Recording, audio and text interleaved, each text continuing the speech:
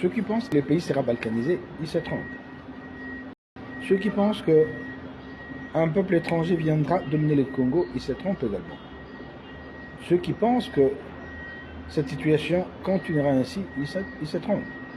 Les grands monuments, j'ai dit, des discriminations et de l'apartheid a disparu. Le racisme reste encore dans certains coins, mais en voie de disparition. Les Congolais se lèvera un jour.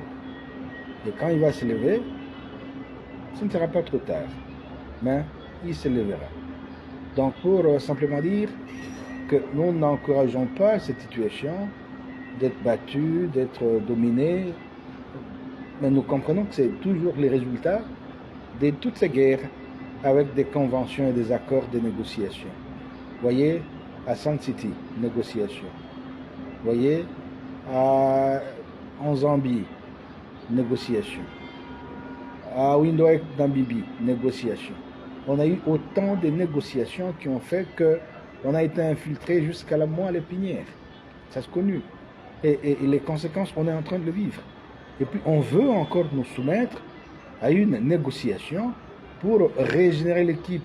Je l'ai dit une fois, hein, ils ont compris, les agresseurs, ils ont compris que les premiers pions sont vétustes, doivent être remplacés. C'est pourquoi ils viennent avec les pions qui sont encore faits, avec les jeunes qui vont encore se pérenniser pour une durée de 30 ans. Donc, toutes ces guerres, prenez 94, 2024, nous sommes dans 30 ans déjà. Le cycle est toujours de 30 ans. Alors nous ne devons pas concéder à toutes ces menaces. C'est pourquoi je dis, par exemple, nous savons, et c'est connu, que les juges australiens avaient peur, mais les documents sont en train de sortir. On peut se servir de ces documents pour que nos juges aussi entament et organisent des procès contre Bill Clinton, ne fût-ce que l'entendre sur le dossier congolais. De cette manière-là, le monde entier saura que ce n'est pas le Rwanda qui nous fait la guerre, ce sont les Américains, c'est Bill Clinton, c'est Tony Blair. Et là, on saura que le Rwanda le fait par commission, par facturation, et que le Rwanda prélève ne fût-ce que quelques avantages. Lui-même, le président rwandais l'avait déjà dit, il voit les minéraux passer, il ne sait même pas la destination. Ça va à Tel Aviv, ça va à New York, ça va dans toutes ces grandes maisons des métaux.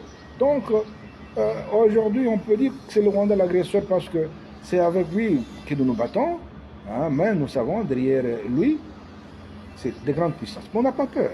Au moins qu'on dénonce, on a dénoncé, qu'on cite nommément Clinton, Tony Blair, et tous ceux qui sont dans les collimateurs. Je vous remercie.